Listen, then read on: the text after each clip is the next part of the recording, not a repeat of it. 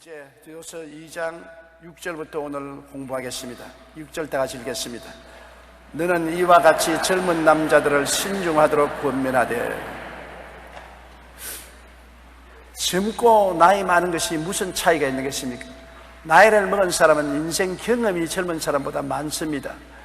인생을 살아오는 동안에 성공 실패의 경험이 많기 때문에 경험을 통해서 인생을 더 들여다볼 수 있는 지혜를 얻게 되는 것입니다. 젊은 사람들은 경험이 없기 때문에 인생을 살아가는데 신중하지 못하고 경솔할 때가 많습니다. 그러므로 젊은 사람들은 늙은 사람과 달리 용기가 있고 꿈이 있고 아주 패기가 있으나 그러나 경솔하고 신중하지 못한 점이 있어서 판단을 잘못함으로 크게 실패할 때가 많습니다. 이러므로 젊은이들은 신중하는 것이 필요한데 어떻게 신중할까요?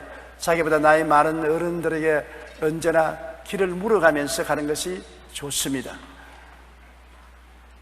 저는 젊었을 때 늘 생각하기를 왜 부모님들이 자녀의 결혼에 간섭을 저렇게 많이 하느냐, 자기들이 연애해서 좋으면 좋았지 뭐 잔소리할 건 뭐냐, 그런 생각을 늘 했습니다. 그러나 나이를 들고 보니까 그렇지가 않아요. 결혼을 잘못했다가는 신세 망치는 것인데 어떤 남자와 어떤 여자가 좋은지를 누가 아는 것입니까? 부모님들이 경험을 통해서 잘 아는 것입니다. 그러므로 부모님 말을 잘 참고하는 것이 좋지, 그냥 연애 걸어서 눈이 맞았다고 제각으로 결혼하겠다고 들어가서 나중에는 가슴을 치고 머리털을 뜯고 후회하는 일이 많지 않습니까? 그것이 경솔한 것과 신중한 것의 차이인 것입니다. 사업을 하고 투자를 하더라도 경솔하게 했다가는 크게 낭패할 때가 많은데 신중하게 앞뒤를 지어보고 하면은 실패하지를 않는 것입니다. 이와 같이 젊은이들에게는 사도 바울 선생이 말하기를 신중하도록 권면하라고 말한 것입니다. 무슨 일이든지 성급하게 결정하지 말고 앞뒤를 살펴보고 나이 먹은 사람들에게 지혜를 얻어서 올바른 판단을 하면 인생을 실패하지 않고 살아갈 수가 있는 것입니다. 7절요. 범사에 내 자신이 선한 일의 본을 보이며 교훈에 부패하지 아니함을 합당함과. 우리 사람들은 자기 혼자 잘하지 않습니다. 언제나 롤 모델이 있습니다. 어릴 때는 부모님이 모델인 것입니다. 부모님을 바라보고 자기도 그렇게 살아야 되겠다고 인생을 배우는 것입니다. 그렇기 때문에 제가 50년 목회를 하면서 보니까 부모님이 이혼한 집은 거의 자식들도 이혼을 하더라고요.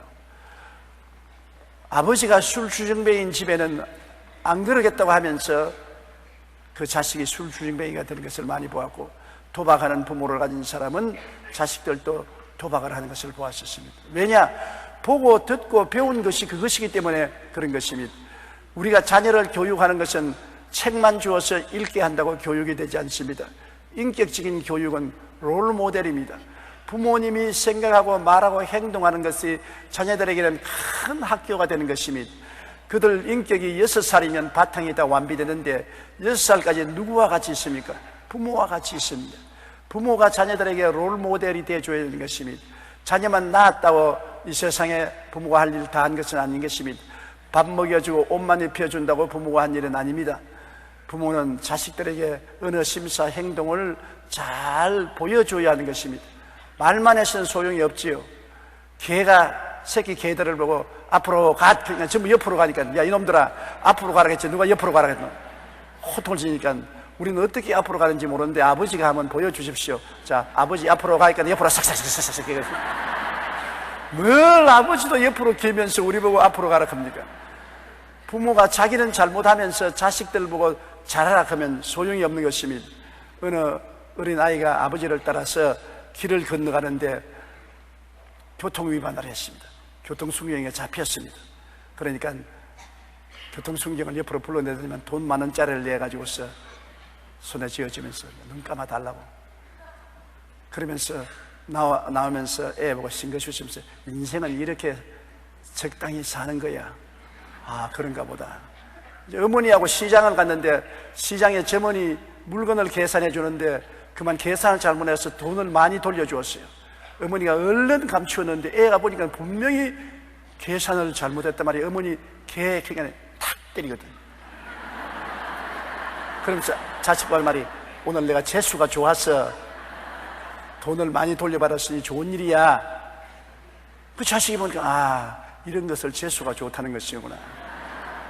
그 다음에 이 아들이 학교에 들어가서 대학에서 공부할 때 컨닝을 했습니다. 그래서 잡혀가지고서 퇴학을 당했습니다. 퇴학을 당해서 돌아와서 나는 학교에서 컨닝하다 퇴학당했다니까 아버지와 어머니가 되토꾸짓습니다. 왜 정직하고 성실하게 시험을 치지 않고 컨닝을 하느냐. 그러니까 아버지를 보고, 아버지는 왜 교통순경에 교통위반하고 돈 주었으며 어머니는 왜 물건 사고 난 다음 그 서른 돈 과외 받았는데 재수 좋다 합니까? 이번에도 아버지 돈 내가지고서 선생들에게 뇌물 주어서 다시 학교 들어가게 해 주십시오. 자, 롤 모델이 잘못되었으니 할 말이 없지 않습니까? 그러므로 정말 우리가 부모 되기가 왜 힘이 드느냐, 자식들의 미래를 만들어가는 가장 기초적인 사업을 부모가 하는 것입니다. 저는 나이가 이제 72살이 되지 않습니까? 그런데도 불구하고 내 마음속에 늘 모델로 떠오르는 것이 우리 아버지입니다. 지금도 아버지가 머릿속에 살아 있습니다. 아버님은 세상을 뜬 지 오래되지만은 내 머릿속에 아버님이 살아계셔서 모든 언어, 심사, 행동을 지배하고 있는 것입니다. 어떤 데는 싫었어요. 왜 마음속에 자꾸 아버지가 기억이 나고 아버지의 언어, 심사, 행동이 내 마음을 지배하느냐. 싫었지만은 결국 우리 아버님은 참으로 성실하고 정직하고 건면하고 충성스럽고 깨끗하게 살았기 때문에 아버지의 롤 모델이 저희 생애 속에 언제나 모범이 되고 빛이 된 것이었습니다. 이러므로 여러분, 범사에 자신이 선한 일의 본을 보여라 했었습니다.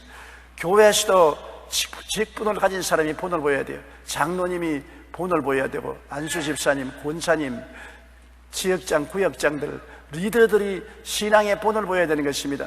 열심으로 성수주의라고 11조 드리고 기도하기를 게을리하지 않고 열심히 전도하면 예수 믿는 것은 저렇게 믿는 것이구나. 처음 믿는 사람들이 그 본을 받아서 성장하게 되지만은 아예 교회도 마음대로 빼먹고 11조도 드리지 아니하고 전도도 하지 아니하고 기도도 하지 않고 개망나니 같이 살면서 주여 주여 하면 예수 믿는 것은 저렇게 위선적으로 살아도 되는구나.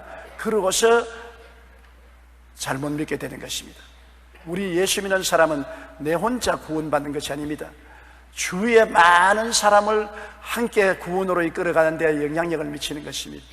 더구나 지도자의 입지에 있으면 큰 영향력을 미치는 것이기 때문에 항상 하나님 앞에 기도하고 좋은 본을 보여야 되는 것입니다.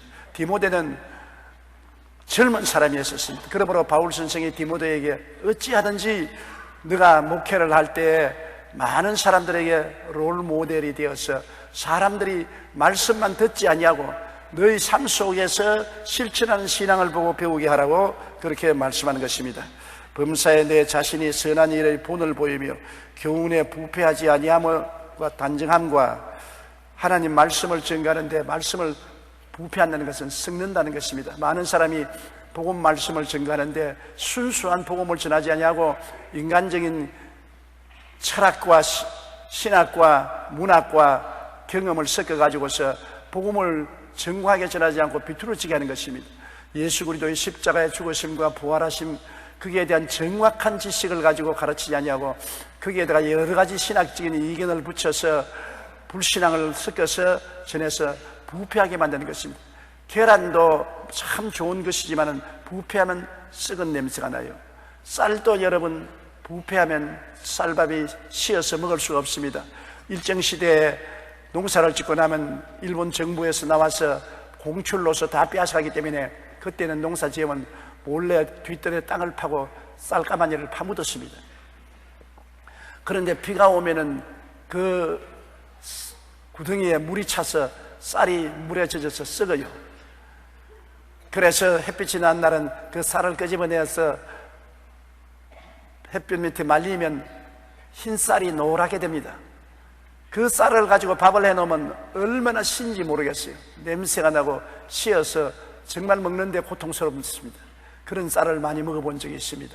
여러분, 쌀도 부패하면 쉬어서 못 먹고 계란도 부패하면 썩은 냄새가 나는데 복음 전거도 순수하게 복음을 전거하지 않고 복음의 세상을 섞어서 반죽을 해놓으면 부패한 복음이 되는 것입니다. 부패한 교훈을 전하면 안 되는 것입니다. 성경 말씀은 성령의 가르침을 쫓아서 순수한 그대로 전도해야지. 과학이 발달되었다, 교육이 향상되었다, 이성시대가 왔다 그러므로 성경을 과학적으로, 철학적으로, 현대적으로 해석해야 된다, 그렇게 해서 부패한 교훈을 하는 사람이 많습니다. 다시 말하면 모세가 홍해수를 건널 때 홍해수가 갈라진 것이 아니라 저 위쪽에 가서 물이 발목밖에 채이지 않은 데서 걸어봐놓고 난 다음에 홍해수를 걸렀다 그렇게 말한다고. 그러면 뒤에 따라도 애굽 사람은 발목에 채이는 물에다 빠져 죽었으니 더 큰 기적이 아닙니까?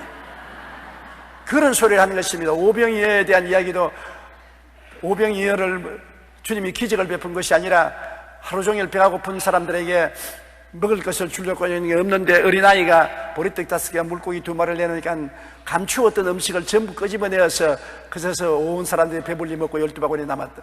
그런 부패한 소리를 하는 것입니다. 하나님 말씀은 살았고 운동력이 있어 좌우의 날선 검보다 예리하여 혼과 영과 및 관과 골수를 쪼개는 말씀인데 말씀 그대로 믿어야지 그거를 혼탁하게 해서는 안 되는 것입니다. 오늘날 많은 사람이 신신학을 가지고서 말씀과 교훈을 부패하게 만들고 있는 것입니다. 그러므로 교훈에 부패하지 아니함과 단정함과 생활에 단정한 것은 올바르게 산다는 것입니다. 좌로도 우로도 치우치지 말고 사람으로서 삶에 있어서 단정하게 바른 길로 살아가는 것입니다. 너무 열심히 믿는다고 해서 집안일을 다 안 보고 내팽개치고 돌아다니는 사람 많이 봤어요. 애들도 돌보지 아니하고 밥 먹은 것 그릇도 씻지 않고 쌓아놓고 냄새가 나고 집안 소유도 아니어서 그릇 무더기 같이 해놓고 그 다음에 가방 하나 들고 얼굴이 색하면서 이 산으로 저 산으로 이 부흥회로 저 부흥회로 돌아다니면서 할렐루야 할렐루야 할렐루야 하는데 집안은 완전히 엉망진창입니다. 그러니까 남편도 집에 들어오기를 꺼리고 자식들도 원망불평하고 말이 아닙니다. 그런 것은 너무 신앙적으로 치우친 것입니다. 올바른 신앙은 주부는 주부로서 남편은 남편으로서 자기 책임과 의무를 당하면서 주님을 경배하는 것이 단정한 신앙이 아닌 것입니까? 의무를 버리고 신앙한다는 것은 단정한 신앙생활이 아닌 것입니다. 우리는 하나님이 우리 인생을 살아가게 할 때 우리가 받다시 지켜야 될 단정한 의무가 있습니다. 그것도 하나님이 주신 것입니다. 소재도 하나님이 주셔서 소재하는 것이고 가정을 돌보는 것도 하나님이 돌보라고 하셔서 돌보는 것이므로 그것조차가 하나님의 사업인 것입니다. 내가 집안에서 소재 잘하고 빨래 잘하고 집안을 단정하게 하고 하나님을 경외하는 것, 그 자체가 하나님을 섬기는 것입니다. 남편은 직장에 가서 열심히 일하고 돈 벌어서 처자를 잘 돌보고 먹여 살리는 것이 하나님의 사업인 것입니다. 인생에 하나님의 나라와 그 일을 먼저 구하고 사는 모든 삶은 먹고 입고 자고 살고 사업하고 직장에 나가는 그 전체가 다 하나님 사업인 것입니다. 하나님 사업이라고 해서 교회 와서 엎드려서 예배나 드리고 찬송만 하고 설교만 듣는 것이 하나님 사업이 아닙니다. 하나님 사업이란 내가 하나님을 섬기고 예수님을 중심으로 모셨으면 우리 집안일도 하나님의 영광을 위해서, 직장에도 하나님의 영광을 위해서, 사업도 하나님의 영광을 위해서, 나의 삶이 모두 다 하나님의 영광을 위해서 하기 때문에 삶 전체가 하나님의 사업이 되고 하나님을 예배하는 것이 되는 것입니다. 그러므로 하나님의 사업과 내 개인 생활을 분리하면 안 되는 것입니다.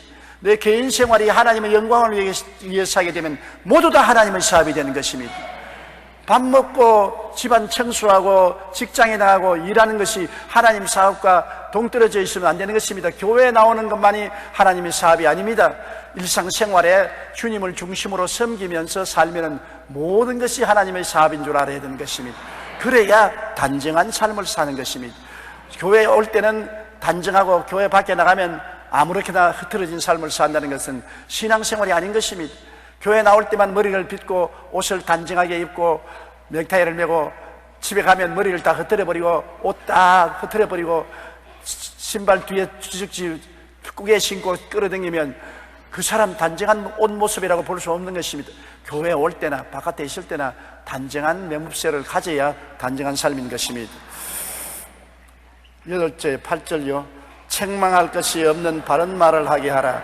이는 대적하는 자로 하여금 부끄러워 우리를 악하다 할 것이 없게 하려니라. 책망할 것이 없는 바른 말을 하게 하라. 바른 말이라는 것은 정확하고 올바르고 사리에 맞고 정직한 말을 하는 것입니다. 내가 양심에 끄리낌 없는 바른 말을 하는 때 방대할 수 있는 것입니다. 너무 편들어 가지고서 자기 양심에 끄리끼는 말을 하고 알지도 못하는 말을 지불거리고 남의 흉이나 보고 이렇게 하면 사람들에게 손가락질 당하지 않겠습니까? 말이 여러분 얼마나 중요한지 압니까? 사람들은 말을 그렇게 중요한 줄 모르는데 여러분의 운명은 말이 인도하는 것입니다. 제가 어저께 저녁에도 설교했지만은 큰 파도가 있는 배에 큰 배가 항해를 해갑니다. 출렁거리면서 항해를 해가는데 앞이 안개가 끼고 캄캄하여 갈 길을 모릅니다. 그런데 그 배가 어떻게 항구로 찾아가는 것입니까?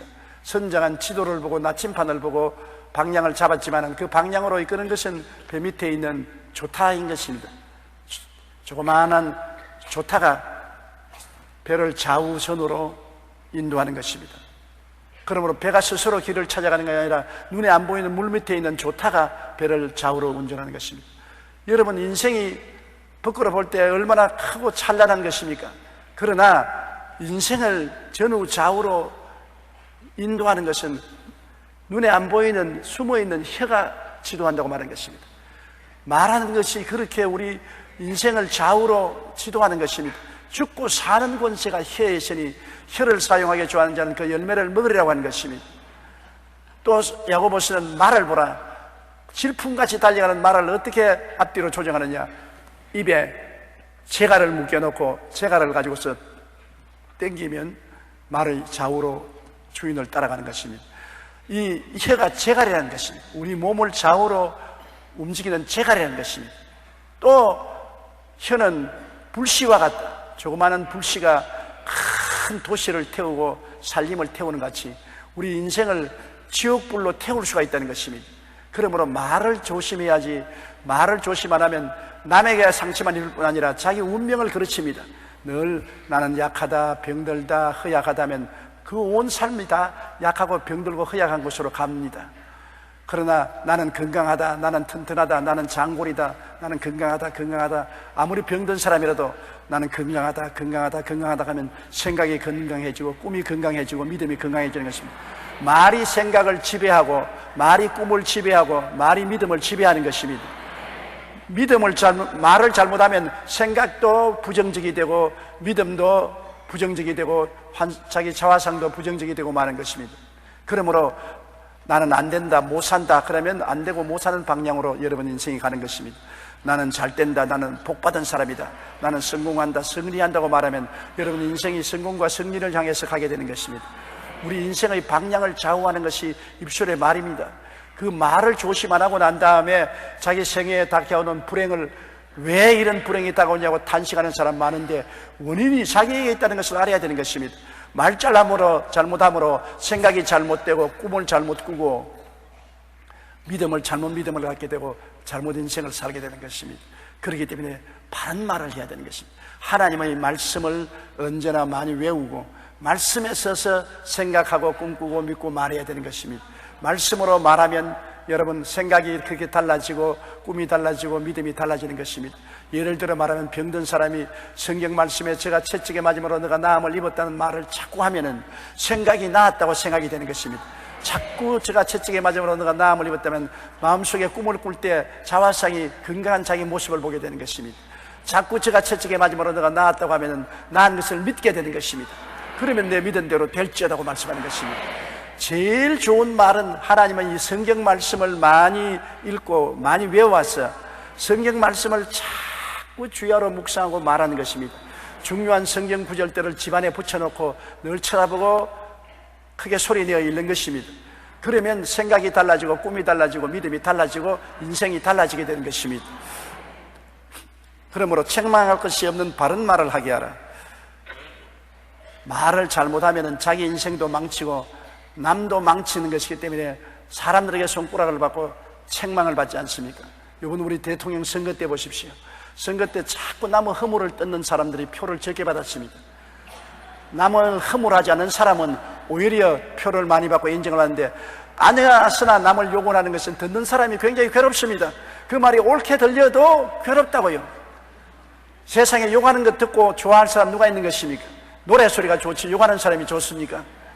그러므로 남을 자꾸 욕하면 책망을 듣게 되는 것입니다. 부정적인 말을 하면 사람들이 그를 회피하게 되는 것입니다. 우리는 항상 주님 안에서 성경을 통해서 바른 말을 해서 대적하는 자들이 우리를 악하다고 말하다가 증거가 없으니까 부끄러워지는 것입니다. 저 사람 못됐다, 잘못한다, 못났다. 그러면 못되고 잘못하고 못난 증거를 대놓으라 하면 증거가 없습니다. 전부 자기가 거짓말하게 돼서 자기가 스스로 부끄러움을 당게 되는 것입니다. 이러기 때문에 책망할 것이 없는 바른 말을 하게 하라. 이는 대적하는 자라 하여금 부끄러워 우리를 악하다 할 것이 없게 하려 함이라. 9절요. 종들은 자기 상전들에게 범사에 순종하여 기쁘게 하고 거슬리지 말하지 말며. 지금은 종의 제도가 없습니다. 그러나 옛날 바울 시대에는 사회 제도가 그렇습니다. 사회 제도가 종이 있고 상전이 있는 것이 사회 제도였습니다. 우리도 이조 시대까지 종이 있었습니다. 그러므로 사도 바울이 하나님의 뜻으로 종을 지지했다고 말하는 사람이 있는데 그렇지 않고 그 당시의 사회 제도는 별 수 없이 종과 상전이 있었습니다. 그러나 바울 선생은 성경에 할 수 있으면 자유케 하라고 말하고 종을 형제로 취급하지 종으로 취급하지 말라고 여러 번 교훈한 것을 볼 수 있는 것입니다. 그러나 오늘날 이 종을 무슨 의미로 보느냐, 낮은 사람이 높은 사람을 대하는 태도를 말하는 것입니다. 아내가 남편을 대하고 자식들이 부모를 대하고 회사의 사원이 사장을 대하고 국민들이 다스리는 대통령이나 위에 있는 사람들을 대하는 태도를 말하는 것입니다. 종들은 자기 상령의 범사에 순종하여 기쁘게 하고 거슬려 말하지 말라고 했는 것입니다. 상전을 모신 사람은 모든 일에 순종하라. 그리고 기쁘게 하고 거슬려 말하지 마라. 이게 대단히 중요한 것입니다. 왜냐하면 밑에 있는 사람이 자꾸 불순종하고 불쾌하게 대하고 말만 하면 탁탁 받아서 말하면 아예 기가 막혀요. 가정생활도 그렇습니다. 남편이 무슨 말하면 한마디 말하면 10마디로 부인이 대답하는 가정이 많아요. 원래 두뇌 조직이 다릅니다. 여자는 언어 신경이 굉장히 발달되어 있습니다. 말을 잘하게 되어 있어요. 남자는 이성적인 사고하는 신경이 발달되어 있습니다. 그러므로 남자는 이성적으로 말하는 것은 잘 이해가 되지만은 감성적으로 말하는 것은 여자들이 잘하는 것입니다. 그러면 한마디 말을 하면 여자들은 말을 잘하기 때문에 막 총알같이 말을 하기 때문에 남자는 버전이 알고도 대답을 못함으로 화가 나서 그냥 큰 소리 치고, 옛날에는 손찌검 했습니다. 요새는 손찌검을 못하기 때문에 그냥 밖을 박차고 나가는 사람들이 많습니다. 자꾸 말대꾸 하면 안 되는 것입니다. 여러분도 집에서 남편하고 말하거들랑 제일 좋은 길 내 가르쳐 줄게요. 제일 좋은 길은 그냥 남편하고 말하는데 대도 않은 소리로 남편이 고함을 치거들랑 그러면 대답을 하지 말고 가만히 있는 겁니다. 제일 좋은 것이 속으로만 욕을 하고 겉으로는 욕하지 말고 그냥 고개 숙이고 가만히 있는 것입니다. 더 심히 달려들거든 눈물을 뚝뚝 흘리면 그만 남편의 마음속에 큰 가책이 있다고 하는 것입니다. 남편은 원래 지어지기를 부인에게 지고 싶은 마음이 없게 지어진 것입니다. 성경에 남편이 가정의 머리라고 했는데 머리가 되기 때문에 본능적으로 안 지려고 합니다. 그런데 말로서 굽히려고 하니까 자존심이 상하니까 폭력을 쓰든지 안 그러면 뒤에 나가기 때문에 그걸 알아줘서 그냥 남편이 무슨 말을 하거들랑 이성적으로 말할 수 없는 처지 같으면 그냥 가만히 듣고 있어요. 그리고 눈물을 뚝뚝 흘려요. 그러면 이깁니다. 그다음 남편이 잘못해가 나중에 빌고 오히려 미안하기 때문에 잘해주려고 하는 것입니다. 그러나 한마디 하면 10마디로 딱딱딱딱딱딱 하고 달라들고 이마살을 찌푸리고 눈을 상심질을 해가지고서 입에 침을 말리면서 대강을 하면 아내 이길 남자 없습니다. 그러면 마음속에 무서운 적개심을 가지게 되고 하고 해주고 싶은 생각도 없어지고 정이 딱 떨어져서 그냥 같이 살고 싶은 생각이 없습니다. 벽에 들고 다른 방으로 가고 아예 가정이 냉기가 돌게 되는 것입니다. 이렇기 때문에 순종이 제사보다 낫다는 거예요. 하나님 나라도 한 가지인 것입니다. 우리가 하나님 말씀에 자꾸 변명을 하면 안 되는 것입니다. 아담아 내가 어디 있냐 그러면 내가 나무 뒤에 숨었습니다. 죄를 지었습니다. 회개하고 순종했으면 하나님이 건져주실 건데 변명을 했습니다. 변명하지 말고 순종하는 것이 제일 좋습니다. 어느 큰 부잣집이 종들을 해방시켜 주기로 주인이 작정을 하고 종들을 다 불러서 말했습니다. 내일 정월 좌우로는 너희들 자유와 해방을 주겠다. 와, 박수를 쳤습니다. 마지막 날을 위해서 일을 해다오. 광야에 있는 짚을 가지고서 가늘게 곱게 새끼를 구워다오. 그것이 너희들이 나를 위해서 마지막 해줄 일이라. 그래 종들이 밤에 잠자리에 들어가기 전에 새끼를 꾸면서 하는 말이, 여태까지 부려먹고 이제 우리 나가는 판에 무슨 새끼를 꼬락하노. 대개 종들이 다 덤승덤승 가늘게 꼬락하는 데서 팔뚝만한 크기로 덤승덤승 새끼를 꼬았어요. 근데 종 한 사람은 이 짚을 다 정리해가지고 가늘게 정성스럽게 합니다. 그러니까 다른 종들이 웃으면서 저 병신 같은 놈, 이제 마지막 날 저녁을 보내면서 뭘 충성한다고 저렇게 새끼를 정성스럽게 꼬느냐. 그래도 끝까지 그는 성실하게 새끼를 꼬아서 아침에 온 새끼를 다 가지고 마당에 서라 줄을 서니까 주인이 방으로 들어가더니 문을 탁 열는데 엽전이 사였거든. 너 꼰 새끼에 낄만한 양의 엽전을 다 꿰가라. 새끼를 주먹만하게 꼰 사람이 엽전 구멍에 새끼가 들어갑니까? 아무도 새끼의 엽전을 못 꿰는데 이 가늘게 꼰 종은 있는 엽전을 다 꿰가지고서 한 짐 짊어지고 나갔었습니다.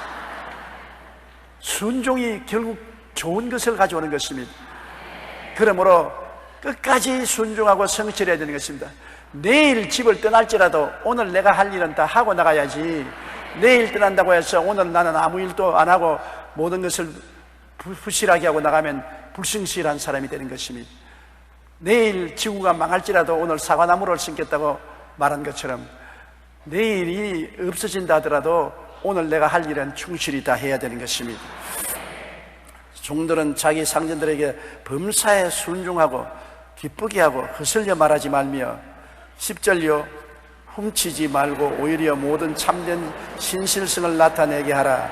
이는 범사에 우리 구주 하나님의 교훈을 빛나게 하려 함이라. 밑에 사람들은 기회가 있으면 훔치려고 할 때가 많습니다. 옛날에 종들은 가정일을 많이 돌보고 장사하는데 일을 많이 하고 있기 때문에 훔칠 기회가 많습니다. 훔칠 기회가 많기 때문에 그것을 잘하는 바울 선생이 종들에게 훔치지 말라. 너는 주인의 눈은 속일 수 있어도 하나님의 눈은 속일 수가 없다.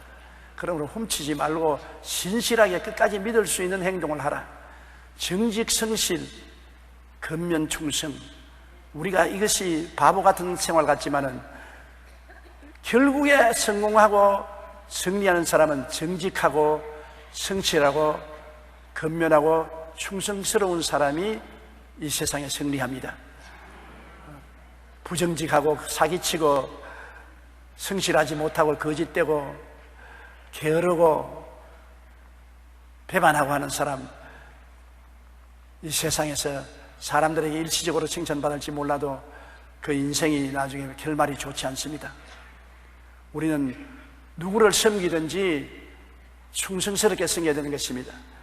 여러분, 이 세상의 동물 중에 개가 칭찬을 받는 이유가 그인 것입니다. 고양이는 부모가 아니라 주인이 안아주고 쓰다듬어주면 눈을 지그시 감고 야 조금만 뒤어박으면 싹 핥게 뿌리는 것입니다.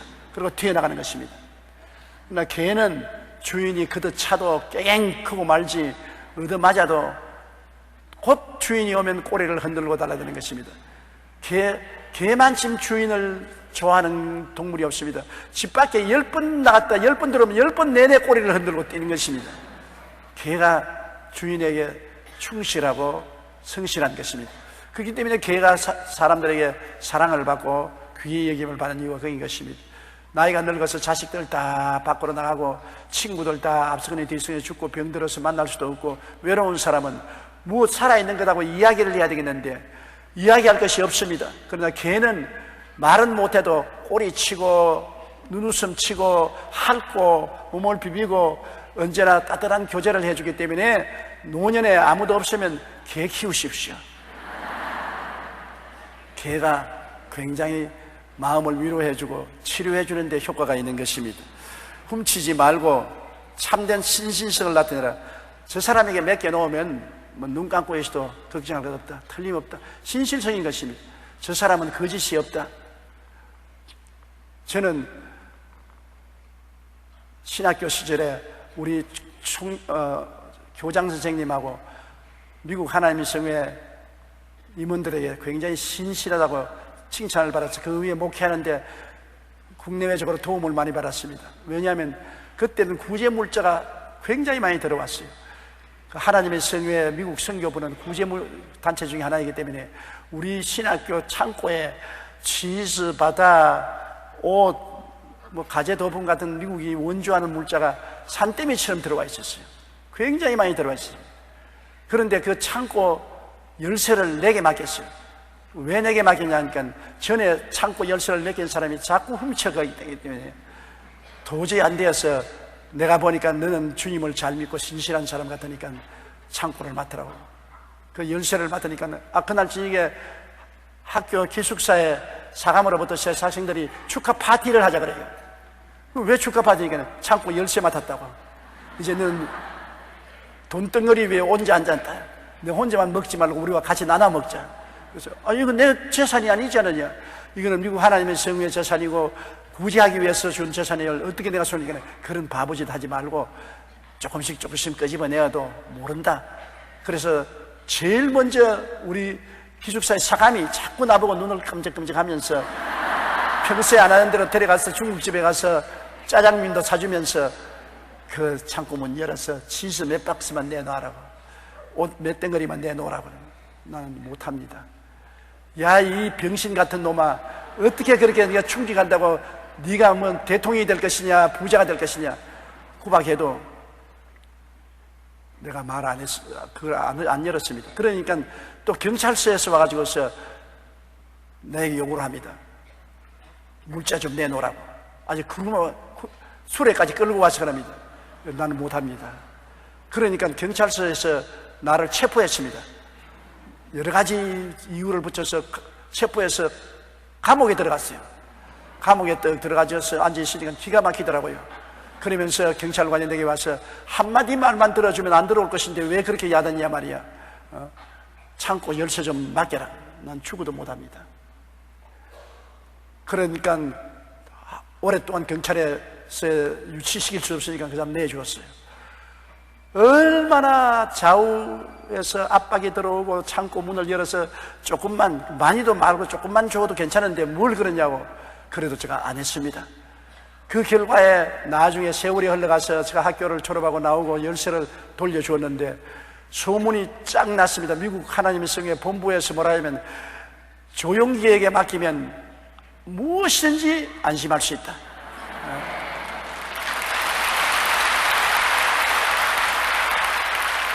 제가 한참 자랄 때는 윗사람의 도움이 필요하기 때문에, 국제적으로 도움이 필요하기 때문에 미국의 도움을 많이 받았습니다. 지금도 잊어버릴 수 없는 것은 세상에 있던 그 당시에 하나님의 성회의 선교 총책임자였던 호간 박사가 한 말이 있습니다. 한국에서 문제가 일어나서 한국 하나님의 성회에서 저를 쫓아내려고 했었습니다. 그럴 때 호간 박사는 말이, 어떤 일이 있더라도 조용기가 옳다. 나는 무슨 일이 일어난지는 모르지만은 누가 무슨 말을 해도 조용기가 옳다. 조용기 말이면 믿을 수가 있다. 나는 그 사람을 지지한다. 굉장히 그 말을 듣고 내가 감동을 느꼈습니다. 그분이 나의 튼튼한 후원자가 되었었습니다. 이처럼 여러분, 결국에는 훔치고 거짓말하고 도둑질하는 사람들은 지금 내가 돌아보면 죽었거나 사라지고 흔적도 없습니다. 내 가까운 사람들인데 대다수가 죽고 그리고 사라졌습니다. 그러나 끝까지 열쇠를 쥐고서 정직하게 있었던 나는 하나님께 축복을 받아서 그때 이후로 얼마나 많은 은총을 받았는지 모르는 것입니다. 여러분, 이 세상에서 물질적인 자산이 없고 학력을 갖지 못했다고 할지라도 정직하고 성실하고 근면하고 충성스러운 영적인 심령의 재산은 그 무엇보다도 귀한 재산이 되는 것입니다. 그런 재산을 가진 사람은 물질적으로도 잘 살게 되고 나중에 평안하게 되는 것입니다. 이렇기 때문에 우리는 항상 신실성을 잊지 말아야 되는 것입니다. 그렇게 하면 우리 예수 믿는 사람이 우리 주 하나님의 교훈을 빛나게 하는 것입니다. 어느 곳에도 야, 예수 믿는 사람이 다르다. 교통수경에 잡히면은 벌금을 내면 벌금을 내지 뇌물을 줘서는 안 되잖아요. 그 사람 돈 받을 때 돈을 많이 받았으면 돌려줘야지요. 재수 좋다고 보게돼 집에 넣어버리면 안 되잖아요. 정직하고 성실한 것이 그 당시에는 바보같이 보여나 훗날에는 큰 상을 얻게 되는 것입니다. 11절요. 모든 사람에게 구원을 주신 하나님의 은혜가 나타나. 구원은 하나님의 은혜로 받습니다. 구원은 율법을 통해서 받지 않습니다. 우리가 율법을 아무리 지킨다고 해도 율법을 다 지킬 수가 없어요. 하나님의 율법 앞에서는 다 죄인으로 드러나고 마는 것입니다. 내 앞에 다른 신을 두지 말라, 우상에 절하지 말라, 하나님의 이름을 망령되이 부르지 말라, 안식일을 거룩히 지켜라, 내 부모를 공경하라, 살인하지 말라, 간음하지 말라, 도둑질하지 말라, 내 이웃을 거짓 증거하지 말라, 내 이웃을 탐하지 말라. 간단히 10계명입니다. 유대인은 이 10계명에서 장체 650여 개의 실행 법률이 나와 있는 것입니다. 율법에 자기를 비추어 보아서 흠이 없고 점이 없는 사람이 한 사람도 없어요. 그러므로 율법의로서 구원받을 사람은 아무도 없는 것입니다. 하나님의 은혜로 구원을 받는 것입니다. 예수 그리스도께서 십자가에서 우리 일생의 죄악을 대신 짊어지시고 다 청산하셨으므로 예수님을 믿음으로 그 보혈을 의지해서 용서와 의로움을 받고 성령을 받아서 우리는 점점 율법을 지켜나가려고 노력하는 것입니다. 한평생을 우리는 구원은 은혜로 받고 구원받았기 때문에 구원받은 사람답게 의와 진리의 거룩함을 가지고 살려고 노력을 해야 되는 것입니다. 구원을 받았으면서도 의와 진리와 거룩함에 살려고 노력을 안 하고 방탕하면 구원 안 받은 사람이죠. 구원을 받은 사람은 구원받은 행실이 나타나야 되는 것입니다. 구원은 은혜로 받지만은 구원을 지키고 발전하는 것은 우리가 행위로서 지켜나가야 되는 것입니다. 행위를 무시하는 것은 절대로 아닙니다. 기독교는 구원은 은혜로 받지만은 우리가 구원을 지키고 발전시키는 것은 행위로 한다는 것을 알아야 되는 것입니다. 그렇기 때문에 열심으로 우리가 율법을 지켜서 사람들에게 야, 저 사람 참 신실한 사람이다, 정직하고 성실하고 건면하고 충성스러운 사람이라고 하나님의 은혜를 빛내게 하는 것입니다. 은혜를 받고도 은혜 받은 사람답지 않게 살면 은혜를 수치스럽게 만들지 않습니까? 은혜를 빛내게 만들려면 은혜를 받은 사람답게 변화된 삶을 살면 축복을 받고 사람들에게 칭찬을 받게 되는 것입니다. 12절요. 우리를 양육하시되 경건하지 않은 즉과 이 세상 정욕을 다 버리고 신중함과 의로움과 경건함으로 이 세상에 살고. 하나님께서 은혜가 임하셔서 우리를 양육하시되 경건하지 않은 것, 이 세상에 더러운 것 말입니다. 세상에 음란하고 방탕하고 더럽고 세속적이고 문란한 경건치 않은 삶에서 우리를 예수님의 은혜가 건져내고 이 세상 정욕을 다 버리고 육신의 정욕, 안목의 정욕, 이 세상의 자랑. 정욕은 우리에게 결코 유익을 주지 못합니다. 정욕은 육신의 쾌락을 말하는 것인데 육신의 쾌락을 쫓아서 가면 나중에는 쾌락의 끝에는 좌절과 절망이 있는 것입니다. 술을 점심 먹을 때 좋지요. 술 취하고 나면은 나중에 아침에 되면 속이 쓰리고 골치가 아프지요. 알코올 중독자는 지극히 불행한 것입니다. 아편 중독자도 아편 맞을 때는 구름 위에 뜬 같지만은 맞고 난 다음 아편이 떨어지면 떨고 고통스럽고 괴로워 못 견디는 것입니다. 세상의 정욕으로서 오는 쾌락은 있습니다. 그러나 악마적인 쾌락인 것입니다. 악마적인 쾌락은 잠시 동안 즐거움이 있는 것 같으나 나중에는 그 대가로서 굉장히 고통스러움이 다가오는 것입니다. 진시황이 온 중국을 다 패고 넣고 나라를 다스릴 때 얼마나 부귀영화가 많았습니까? 그가 양자강에 배를 띄우고 밤새도록 기생들이 노래를 듣고 춤을 추고 술을 마시고 난 다음 아침 안개가 뿌옇게 끼었을 때 강가에 배를 대면서 그가 남긴 말이 있습니다. 희락 극해여 애정다로다. 희락이 극에 달하니까 나중에 슬픔이 너무나 많다. 굉장히 기쁜 이후에 그 기쁜 만큼 슬픔이 마음속에 꽉 들어 찼다는 것입니다. 이것이 세상의 정욕이요 세상 쾌락인 것입니다. 세상 쾌락은 영원히 가지 않습니다. 그러나 예수님을 믿고 하나님 은혜를 받은 사람은 그 속에서 영원한 생수가 넘쳐나오기 때문에 그치지 않는 믿음, 소망, 사랑, 의, 평화, 희락이 있는 것입니다. 믿음은 믿을수록 끝장이 좋은 것이 예수 믿는 믿음이요 신앙인 것입니다. 누리면 누릴수록 끝장이 좋지 않은 것이 세상의 쾌락이요 세상의 육신의 정욕인 것입니다. 그러므로 하나님의 은혜가 오시면 은혜가 얼마나 귀한 것을 우리에게 보여주심으로 세상 정욕을 다 버리게 하고, 그리고 신중함과 하나님 말씀을 의지하고 사람이 무게 있고 경건하게 행하고 의로움과 경건함으로 이 세상을 살고 의롭게 살고 경건하게 세상에 살도록 은혜가 그렇게 변화시켜 준다는 것입니다. 13절요. 복스러운 소망과 우리의 크신 하나님 구주 예수 그리스도의 영광이 나타남을 기다리게 하셨으니, 복스러운 소망, 우리 예수 믿는 사람의 가장 큰 것은 소망입니다. 죄에서 자유를 얻는 소망, 세상에서 해방을 얻는 소망, 병고침 받는 소망, 저주에서 해방되는 소망, 지옥에서 영생의 영광을 얻는 소망. 우리는 매일매일 커져가고 넘쳐난 소망을 향해서 사는 것입니다. 세상 사람들은 살아갈수록 소망이 꺼져가지만 예수 믿는 사람은 살아갈수록 점점 소망이 커진 것입니다. 모든 사람은 소망을 바라고 있는 것입니다. 이번 대통령의 이명박 당선자에게 압도적인 표를 준 것은 국민들이 지금보다 더 잘 살 수 있는 소망이 있다고 해서 그렇게 한 것입니다. 소망이 없으면 그렇게 하지 않습니다. 우리에게 소망을 줄 것이라고 생각했기 때문에 압도적인 표를 이명박 당선 후보자에게 준 이유가 거기 있는 것입니다. 소망이 그처럼 중요한 것입니다. 사람은 기절했을 때 물을 퍼부으면 깨어나는 것입니다. 절망한 사람에게 소망을 부어주면 절망에서 살아남을 수가 있는 것입니다. 소망이 없으니까 절망하지요. 그리고 자살하지요. 소망이 있으면 절대로 절망하기나 자살하지 않는 것입니다.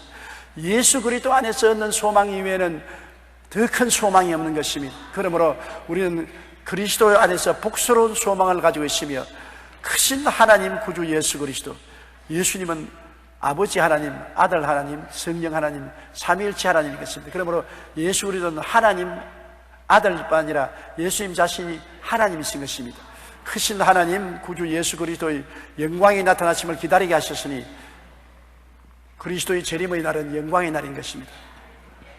그리스도가 만왕의 왕 만주의 주로 재림하시고 예수 믿는 우리들은 다 그리스도의 형상으로 변화되어 추한 몸이 영광스러운 몸으로, 육의 몸이 신령한 몸으로, 죽을 몸이 영생할 몸으로 살아나서 공중에서 주를 맞이하고 주와 함께 영원히 있게 되는 것입니다. 우리가 인간으로 생각하면 꿈 같은 소리 아닌 것입니까? 정말 그런 일이 있을까? 그렇게 육신은 자꾸 의심을 가져오지만은 우리 영혼은 맞았어. 그런 일이 있어. 우리 영혼은 주님을 알기 때문에 믿습니다. 그러나 육신은 자꾸 의심을 던지는 것입니다. 왜? 육신은 영적인 세계를 알지 못합니다. 눈으로 보고 귀로 듣고 코로 냄새 맡고 맛보고 손으로 만지는 감각적인 세계는 현실에 있는 것만 믿지 현실에 없는 것은 믿지 않습니다. 그러나 우리 마음은 현실에 없는 것도 성령의 감동으로 믿는 것입니다.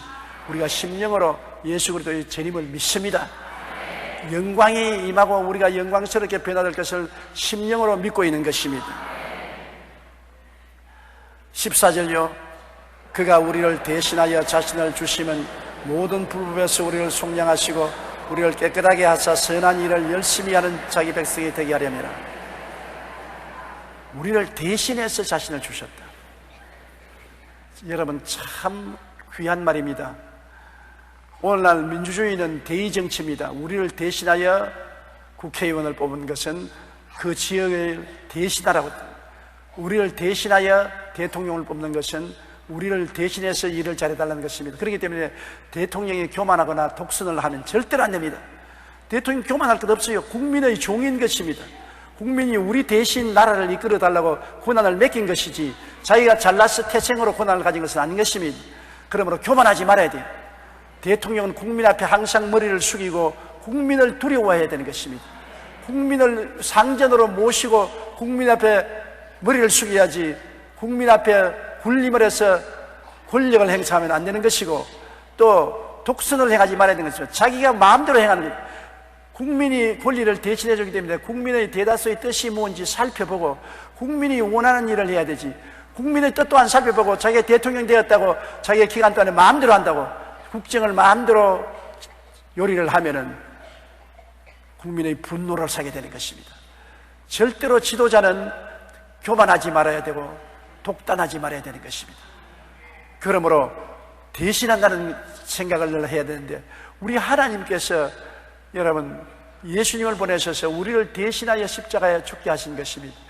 우리는 아담의 후손으로서, 아담 자손은 모두 다 하나님을 반역한 죄로서 죄의 값은 사망이라 죽어야 되는 것입니다. 우리가 죄값을 받으면 다 죽어서 다시 일어나지 못하고 지옥 가지만은, 죄값을 받고 죽어서 지옥 가서라도 다시 살아날 분은 하나님 아들밖에 없는 것입니다. 우리는 가치가 하나면 예수님은 영원한 가치가 있는 것입니다. 하나의 빚을 갚기 위해서 주님이 고생을 하면 얼마 안 있어 다 갚아버리고 넉넉히 이겨낼 수 있는 것입니다. 예수님 이외에는 우리 죄를 다 청산하고 죽으면서 부활하실 분이 절대로 없습니다. 성령 군자라는 사람, 구주라는 사람이 수없이 생겼지만은 죽고 난 다음 다 무덤 속에 뼈가 파묻혀 있는 것입니다. 못 살아났습니다. 죄를 못 갚았기 때문에 못 살아난 것입니다. 예수님 무덤만은 비었습니다. 부활하셨습니다. 죄를 갚았기 때문에 털털 털어버리고 이기고 부활하신 것입니다. 왜 우리를 대신하실까요? 여러분, 세상에서 대신해 줄 사람은 부모밖에 없는 것입니다.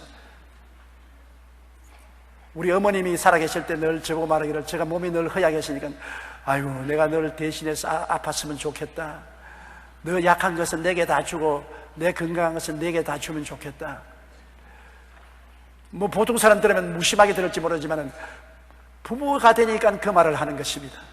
여러분, 자식이 빚더미에 올라앉아가지고서 죽게 되었는데 부모가 재산 안 팔 부모가 있습니까?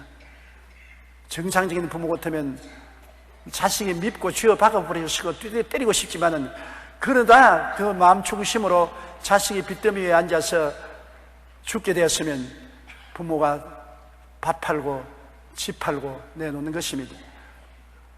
우리 교회 근처에 있는 어느 모 교단 교회 목사님이 목회를 하고 은퇴를 하는데, 교회 당회에 장로님들이 모여가지고 집을 하나 마련해 드리면서, 집 문서를 꼭 쥐고 계세요. 이 집 내놓으면 다시 집 못 구하니까 자식들이 와서 집 문서 빌려달라 하거든. 절대 안 해요. 주면 안 돼요. 아, 그러지. 그런데 맏자식이 와서 아버지 사업하는데 돈이 필요하니까 돈을 좀 빌리다면 아버지 집을 저당 잡혀야 되니까 집 좀 내주십시오. 제일 처음엔 아버지가, 너희 어머니하고 나하고는 은퇴해서 늙어서 살기 위해서는 어찌할 도리가 없으니 안 되겠다 하니까, 아버지 자식 죽는 거 볼래요? 나 이 사업에 투자 못하면 나는 망해서 우리 자식들하고 굶어 죽어요. 그 잠시 좀 빌려달라는데 안 빌려줄 수 있어요? 그러면서 아버지가 부부간에 의논해서 눈물을 흘리면서 자식에게 문서를 빌려주었습니다. 안 빌려줄 부모 있으면 한번 손들어 봐 주십시오. 자식 이길 부모 없어요. 그래서 사랑하기 때문에 할 수 없이 빌려줬는데, 이 문서를 가지고서 사업을 해서 실패를 하니까 자식은 그만 가족들 데리고 미국으로 도망을 쳐버렸습니다. 집딸리가 와서 집을 내놓으라 합니다. 그 부모는 쫓겨나와서 올 때 갈 데 없으니까 교회에 와서 앉아있어요. 그 교회 당회 장로님들이 화가 끝까지 났습니다. 내내 문서 주지 말라는데 도 가지고서, 그것은 고양이 보고 생선 갖다 놓고 먹지 마라, 그런 것과 꼭 한 가지인 것입니다. 부모라는 것은 여러분 정말로 더러운 것입니다. 사랑이라는 것이 얼마나 무섭든지 도저히 상식적으로 할 수 없는 일도 사랑 때문에 하는 것입니다. 그래서 교회에서 다시 헐부리한 집 하나를 구해주고 장로님 한 분이 그 아들에게 갔습니다. 그러니까 미국에 가서 그는 한국에서 가져간 돈을 가지고 집을 사서 잘 살더랍니다. 그런데 당신 부모가 이런 상황이시니 어떻게 어찌할 수 없이, 나 잘 살고 부모 있지, 나 못 사는데 부모 있을 테겠 어요. 나도 살아야 되니까 부모는 나 모르겠다 그러는데, 사랑은 내리사랑이기 때문에 부모는 자식을 그렇게 사랑하지만은 자식은 부모에 대한 그런 내리사랑이 없습니다. 나 늘 여러분 말하기를 자식에게 너무 주지 말라고 하고 하지만은, 말은 그렇게 해도 나는 속으로는 안 되는 거 알고 있어요. 나중에 부모는 굶어 죽을지언정, 다리 밑에 들어갈지언정 자식이 간청을 하고 도와달라면 안 도와줄 수가 없지요. 그게 부모 사랑이고, 그렇기 때문에 그 사랑이 더러운 사랑이라고 합니다. 좋지 않은 사랑이에요. 그런데 우리 하나님이 바로 그것인 것입니다.